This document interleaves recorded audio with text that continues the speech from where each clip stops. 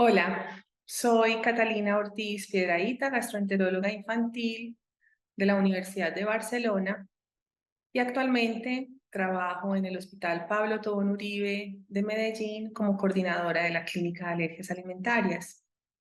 Hoy estaré con ustedes hablando de cómo estamos abordando la esofagitis eosinofílica en Latinoamérica, que es práctico y está disponible. Para esta conferencia no tengo ningún conflicto de interés. Entendemos por alergias alimentarias la segunda ola después de enfermedades atópicas respiratorias. Se ha demostrado en los últimos años un incremento en la prevalencia cercano al 8% de afectación en los niños de nuestra población y 10% de afectación en los niños de países desarrollados. Ya vamos hablando de los grandes 9 grupos de alérgenos alimentarios que desencadenan claramente de acuerdo al perfil inmunológico del paciente y de los antecedentes familiares de importancia, una prevalencia aumentada en el desarrollo no solamente de esofagitis eosinofílica, sino de los demás desórdenes eosinofílicos gastrointestinales. Y en Colombia, en los últimos 5 años, hemos visto cómo se ha modificado la prevalencia de algunas alergias alimentarias con un viraje positivo hacia arroz, leguminosas y maíz con pruebas inmunológicas positivas. Vemos entonces en este gráfico que la prevalencia global de las alergias alimentarias varía de acuerdo a la regionalidad del globo terráqueo, siendo siempre más prevalentes leche, huevo, maíz, soya, trigo, crustáceos, pescado, entre otros. Con relación a la esofagitis eosinofílica, en este estudio de Han y su grupo de colaboradores, vemos que la incidencia global y la prevalencia de la enfermedad hasta el 2022 nos reportaba un 5.31%, 5.31 casos por cada 100.000 pacientes de incidencia y con relación a la prevalencia, alrededor de 40 casos por cada 100.000 niños vivos. Y vamos viendo en la evolución del tiempo cómo ha progresado la implicación de tratamiento. Antes hablábamos solamente de la afectación de la enfermedad o de la modulación inmunológica de la enfermedad a través de la dieta y se generaron opciones de dieta de restricción de 6 grupos de alimentos, 4-2, dieta elemental y alrededor del año 2002 empieza a surgir el tema de los esteroides deglutidos y ya vamos en este momento en medicación biológica. No me voy a concentrar en hablarles mucho de inhibidor de bomba de protones, porque es una medicación ampliamente utilizada en nuestras latitudes, no solamente para esofagitis eosinofílica, sino para enfermedad por reflujo gastroesofágico.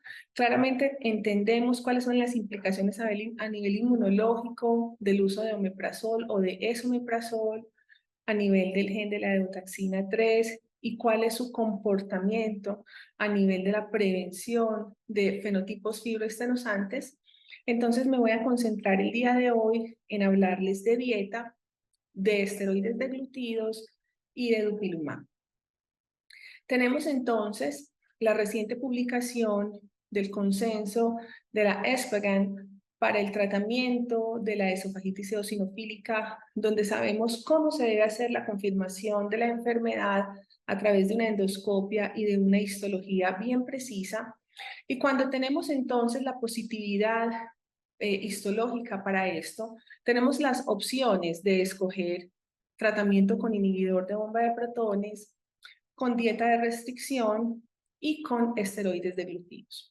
Con relación a la dieta, ha habido muchos cambios en los últimos 5 a 10 años y tenemos que tener en cuenta que a nivel epidemiológico se han ido estudiando cuáles son los efectos y las afecciones a las que los niños se ven enfrentados cuando inducimos dietas de restricción bien prolongadas que pueden llevar al traste o al deterioro de la absorción de micronutrientes oligoelementos, y no solamente eso, sino un aspecto psicológico que no podemos olvidar, y es el bullying al que se someten estos pacientes por ser niños diferentes y no poder compartir con sus pares y sus amiguitos toda la alimentación normal en la etapa escolar.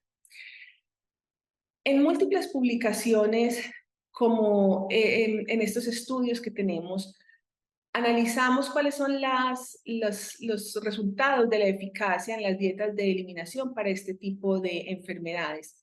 Y nos damos cuenta en el estudio de Lucendo y sus colaboradores en el 2017, cuando intentábamos hacer dietas de eliminación o dietas elementales, que tienen un poder sanador mucoso muy alto, por encima del 82%, pero tienen unas implicaciones nutricionales y psicológicas bien importantes, y empiezan a surgir dietas de eliminación de 5 o 6 alimentos, de 4, de 3, dietas de eliminación guiadas por pruebas de alergia y dietas de eliminación solamente de leche.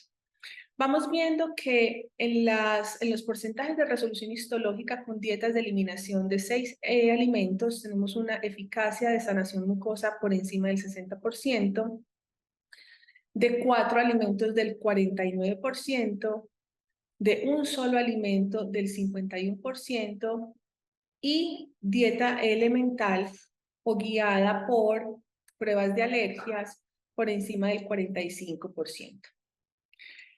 En el estudio Retropeer nos damos cuenta, de acuerdo a la sintomatología clínica que presentaban los pacientes, impactación alimentaria, dolor abdominal, dolor torácico, dolor epigástrico, sintomatología asociada a reflujo, diarrea y desórdenes de disfunción esofágica, los alérgenos causativos o desencadenantes de esta enfermedad en su prevalencia mayor siempre fueron leche y huevo, alrededor de un 42% para leche y huevo alrededor de un 21.5%. Entonces, en este estudio Retropeer nos damos cuenta que la sanación mucosa se obtiene, obviamente, entre más alérgenos se restrinjan, mayor va a ser la rapidez de resolución histológica de la infiltración eosinofílica tisular. En este estudio de Kilwer y Cara, nos damos cuenta de la comparación, y es bien interesante, entre los efectos positivos de eliminar un alimento versus 4 alimentos en población pediátrica con esofagitis eosinofílica. Ambos grupos reportaron mejoría de los síntomas y no hubo gran diferencia entre la sintomatología descrita en aquellos pacientes que se les retiraron un grupo de 4 alimentos versus el que se les retiró un solo grupo de proteínas. El porcentaje de remisión histológica fue comparable en ambos grupos y las características endoscópicas también fueron indistinguibles. Entonces, basado en este estudio, que es bien interesante, la evidencia muestra que la dieta de restricción de 4 grupos de alimentos moderadamente puede reducir los síntomas un poco más rápido después de una restricción de 12 semanas, pero solamente por la percepción dada por los padres, no en comparación histológica ni endoscópica. Y la restricción de un solo grupo de alimentos, de una sola proteína, es una primera opción racional en la terapia para los niños con esofagitis eosinofílica. En esta tabla disponible de una publicación de Alfredo Lucendo y su grupo, nos vamos dando cuenta cuáles son los resúmenes de los estudios de alto peso epidemiológico, donde de acuerdo a la dieta de restricción que utilicen, ¿sí?, de manera retrospectiva, nos podemos dar cuenta cuáles muestran mejor resolución histológica. Es importante entender que los estudios que restringen solamente proteínas de leche de vaca y derivados están siempre por encima del 25% de resolución histológica sintomática después de haber dado un tratamiento por 8 a 12 semanas. Y obviamente lo tenemos claro y todos lo conocemos, que la dieta elemental es una dieta que produce una resolución histológica muy rápido, pero tiene unos efectos adversos secundarios bien importantes que no debemos descuidar. Aversión alimentaria, necesidad de colocación de dispositivos alternos de alimentación como sonda nasogástrica o gastrostomía, y debe ser limitada según las nuevas normas para niños que solamente reciban comida mixta, que no estén solamente con comida sólida, sino que reciban aún dieta mixta y leche, y aquellos en quienes el manejo estándar no fue exitoso. O sea, se debe dejar como última opción precisamente por todas las alteraciones psicológicas que pueden alterar su calidad de vida. Empezamos entonces a evolucionar en el tiempo y nos vamos dando cuenta de qué es la dieta Step Up, el Step Up Approach para los pacientes con esofagitis eosinofílica. En este estudio de Javier Molina Infante, en esta publicación de Allergy in Clinical Immunology, nos vamos dando cuenta de un grupo de 130 pacientes que reclutaron, que no habían sido respondedores a inhibidor de bomba de protones y que fueron llevados a una dieta de eliminación de 2 grupos de alimentos.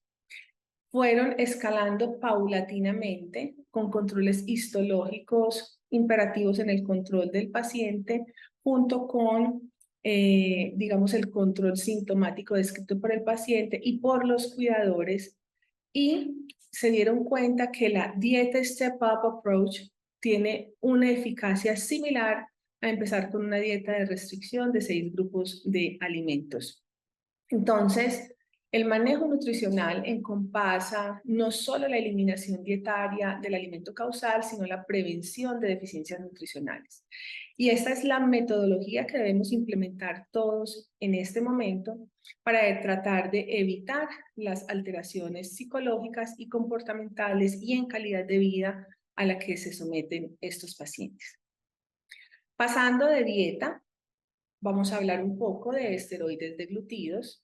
Igualmente, en el consenso de la ESPGHAN vamos viendo paralelo la posibilidad de escogencia, no solamente de inhibidor de bomba de protones o de dieta como ya hablamos, sino de esteroides deglutidos, teniendo claridad en la sintomatología clínica, si hay presencia o no de estenosis y si hay estenosis, si son severas, leves o moderadas, porque ahí, aparte de la necesidad de utilizar esteroides deglutidos, tendríamos que sumar, si hay estenosis, un ciclo de 2 semanas aproximadamente de esteroides sistémicos, pero este es un capítulo aparte. Entonces, con relación a la utilización de terapias con esteroides deglutidos, tenemos claramente 2 tipos de esteroide definidos en 3 presentaciones. Tenemos budesonida y tenemos propionato de fluticasona. Y las dosis claramente establecidas para niños de 1 a 3 años de budesonida son de 0.5 a 1 miligramo por día, dividido idealmente en 2 dosis. Para niños de 4 a 10 años, 1 miligramo por día, y para niños mayores de 10 años, adolescentes, 2 miligramos al día.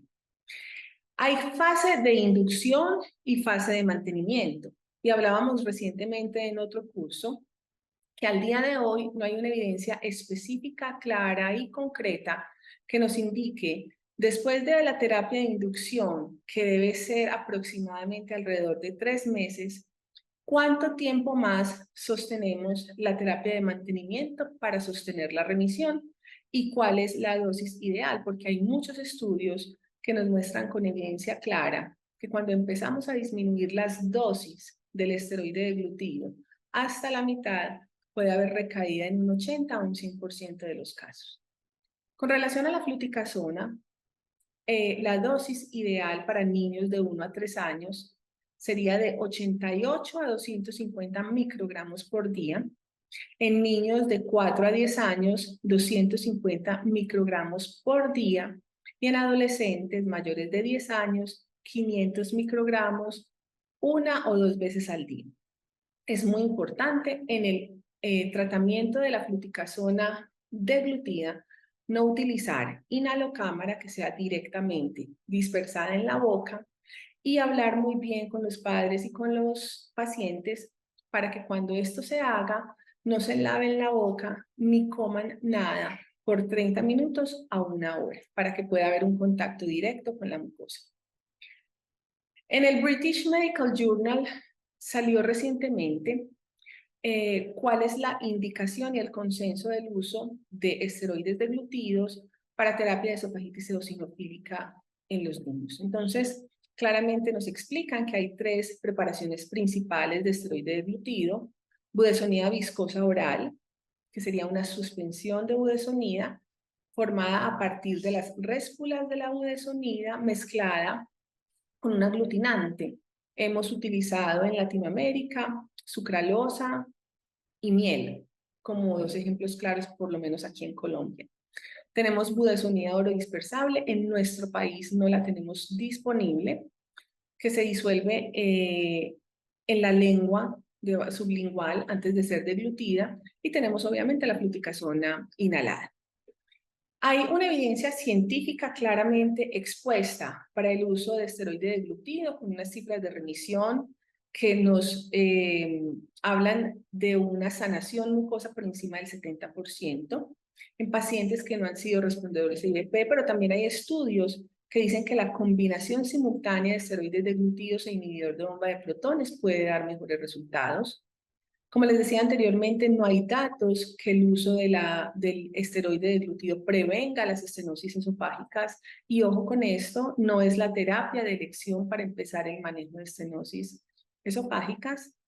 No hay evidencia clara frente a la duración del protocolo de inducción, y los consensos de expertos hablan de mínimo 3 meses para la inducción a la remisión, pero sostenimiento a largo plazo no hay un tiempo definido. Con relación a la budesonida, en niños menores de 10 años se puede utilizar con seguridad una dosis diaria total estándar de 1 miligramo al día, idealmente dividida en 2 dosis. En niños mayores de 10 años se debe utilizar una dosis estándar de 2 miligramos por día en dosis divididas. En muchos casos selectos se han visto dosis aumentadas, pero son casos muy seleccionados, de hasta 2.8 miligramos por día en menores de 10 años y hasta 4 miligramos por día en mayores de 10 años. El criterio médico debe ser el adecuado para equilibrar la frecuencia de la dosificación óptima con la probabilidad de una adherencia en casos particulares. ¿Cuánto tiempo después de haber iniciado la terapia con esteroides la debemos sostener? No sabemos. Idealmente empezamos el esteroide deglutido, lo utilizamos mínimo 3 meses, hacemos endoscopia de control y verificamos si hay o no resolución mucosa y resolución histológica de los síntomas. En los adultos hay datos y ensayos aleatorizados controlados con placebo que nos han mostrado que una dosis de budesonida orodispersable de 0.5 miligramos por día 2 veces al día logró una remisión persistente después de 48 semanas de tratamiento, por encima, como les dije, del 70%. Cuando utilizamos formulaciones viscosas con miel, con sucralosa u otros sustratos que han sido evaluados únicamente en ensayos locales prospectivos, pueden ser igual, menor o mejor efectivas que las preparaciones ya comerciales. Pero como les digo, son ensayos muy puntuales que no están todavía autorizados por la literatura.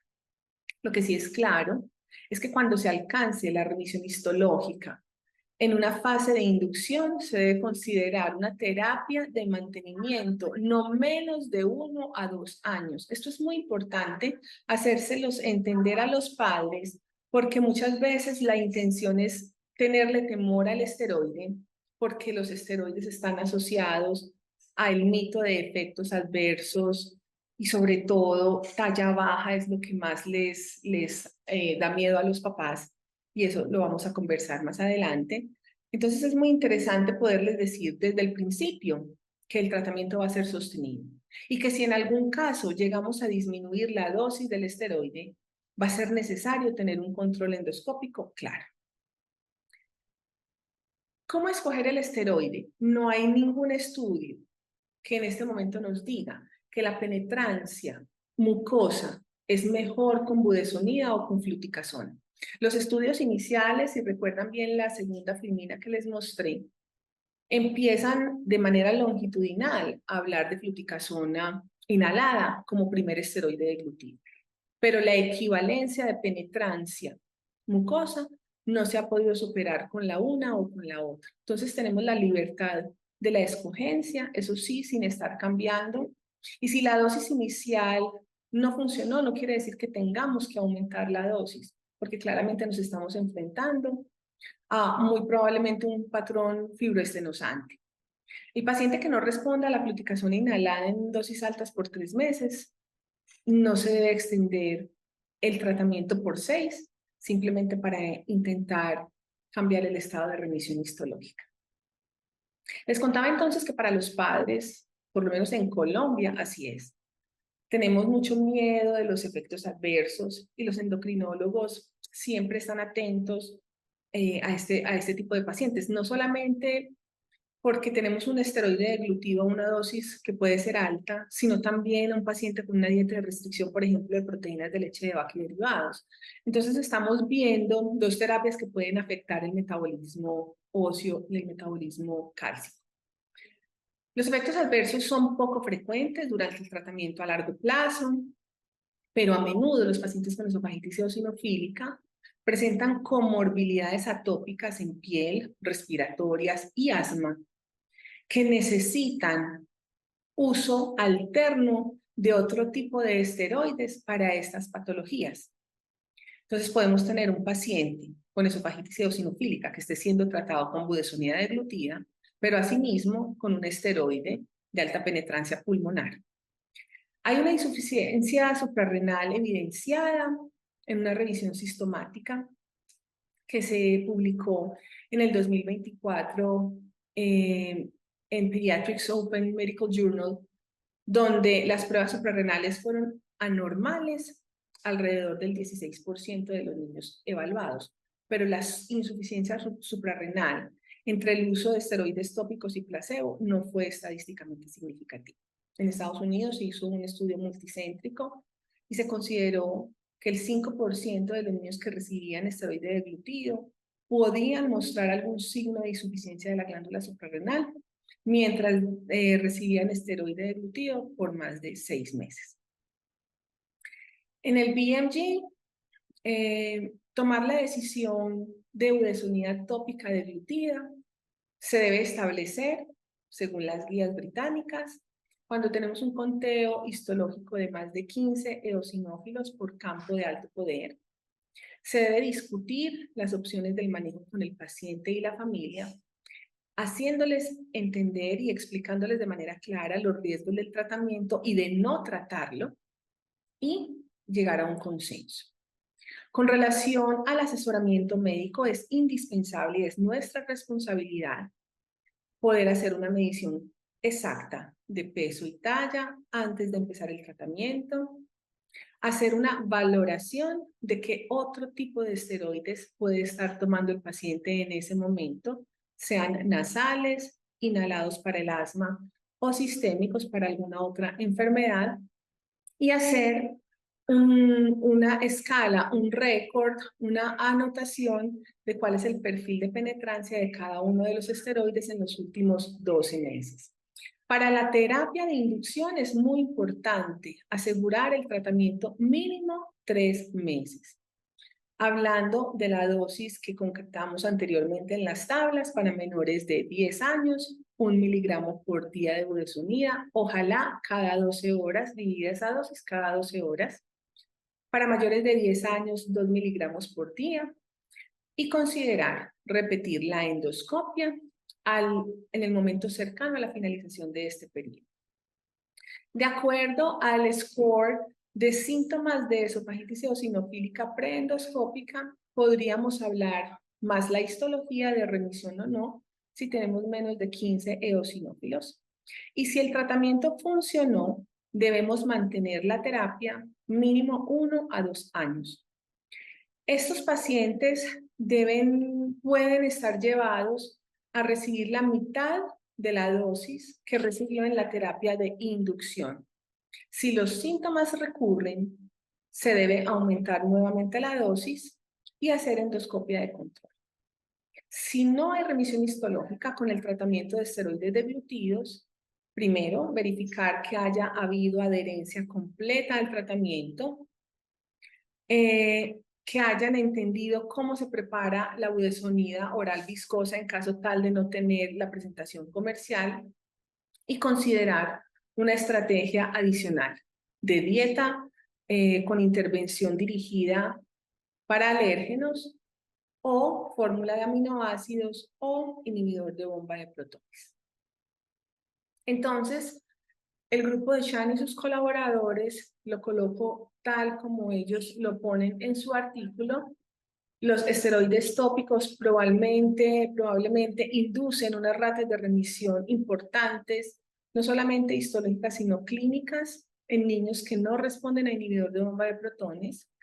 En niños menores de 10 años, una dosis estándar oral de 1 miligramo por día es la adecuada y se puede utilizar de manera segura. El consenso de expertos nos habla un mínimo de 3 meses de inducción seguido por endoscopias a repetición con biopsias. La terapia de mantenimiento debe hacerse por 1 a 2 años y esta dosis se debe iniciar a la mitad de la dosis de la inducción y en los niños los hallazgos histológicos se correlacionan muy poco con los síntomas clínicos. Y ya para terminar, vamos a hablar un poco de dupilumab. En nuestro país tenemos muchas complicaciones para la autorización de este medicamento porque tenemos una legislación de autorización un poco compleja si el paciente no tiene un eczema o una dermatitis atópica severa. En ese caso es más fácil conseguirlo, pero como la idea de este curso es también hablar, y de este tema en especial es hablar de qué está disponible y qué está presente en nuestros países de Latinoamérica. Ese es el caso puntual de Colombia. Nosotros, por lo menos aquí en mi ciudad, lo que hacemos es un staff con el grupo de alergología de la universidad. Analizamos cada paciente y tomamos las decisiones para que sea una decisión colegada y así la mandamos a autorizar. Entonces sabemos claramente que el dupilumab es un anticuerpo antirreceptor alfa de interleuquina 4 humano que inhibe la señalización de interleuquina 4 e interleuquina 13. Su uso se extiende a los beneficios del tratamiento en dermatitis atópica moderada, en asma y en sinusitis crónica con poliposis nasal.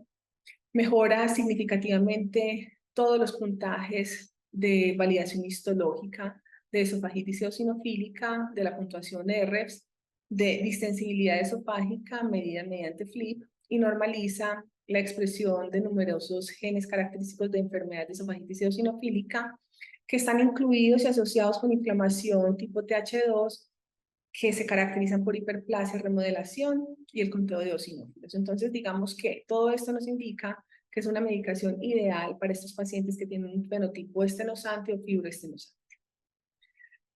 Con relación a los criterios de dupilumab, deberían ser pacientes con múltiples afecciones atópicas comórbidas, asma de difícil control, dermatitis atópica o eczema atópico severo y sinusitis crónica. Existe también la encefalopatía esofágica obstructiva refractaria al tratamiento actual, que está dado por esteroides inhalados, IVP y dieta de eliminación. Pacientes que hayan tenido uso frecuente de terapias de rescate que no hayan funcionado, pacientes con estenosis que estén sometidos a dilataciones esofágicas, pacientes que estén sometidos a restricciones dietarias severas porque no han funcionado en el protocolo que hablamos anteriormente de una dieta step up o que estén sometidos a dieta de aminoácidos, dieta elemental. Pacientes con estenosis esofágicas clínicamente significativas refractarias al tratamiento y pacientes que tengan efectos adversos en general. En el 2022, la Administración de Alimentos y Medicamentos FDA y la Agencia Europea de Medicamentos amplían positivamente para todos nosotros la aprobación de dupilumab para incluir una nueva indicación en el tratamiento de la esofagitis eosinofílica en pacientes de 12 años o más que pesen mínimo 40 kilos. Pero basándose en estos resultados positivos, en un estudio fase 3 de niños de 1 a 11 años, el ensayo EOE Kids, la FDA aprueba recientemente el tratamiento con dupilumab para también este grupo de edad, según el estudio de Shehari y colaboradores. Entonces, la dosis del dupilumab para niños mayores de 1 año, entre 15 y 30 kilos, sería 200 miligramos cada 2 semanas. Para pacientes entre 30 y 40 kilos, 300 miligramos cada 2 semanas. Y para mayores de 40 kilos, 300 miligramos semanal. La ESPGHAN y la Asociación Mundial de Gastroenterología recomiendan el dupilumab para ser usado en casos seleccionados de niños por encima de 1 año que pesen más de 15 kilos con esofagitis eosinofílica refractaria a tratamiento convencional, dieta, esteroides, inhibidor de bomba de protones, y en aquellos en que el margen atópico sea tan severo que cumpla las indicaciones para tratamiento biológico. Esto es el statement del Journal Pediatric of Gastroenterology del 2024, que quedó con un agreement del 100%. Entonces creo que con esto resumo todo lo que en nuestra latitud conocemos y disponemos. Esperaríamos una facilidad mayor para poder utilizar y disponer del dupilumab de manera más fácil para todos estos pacientes a quienes nos enfrentamos, que son refractarios a terapia de tratamiento estándar. Pero creo yo que este curso, por ejemplo, y las publicaciones con las que vamos trabajando en el grupo de trabajo de esofagitis eosinofílica del ASPAGAN nos van a ayudar mucho para acercarnos al convencimiento de las políticas estatales para la aprobación muchísimo más fácil de esta medicación de vanguardia que puede estar al alcance de todos nuestros niños.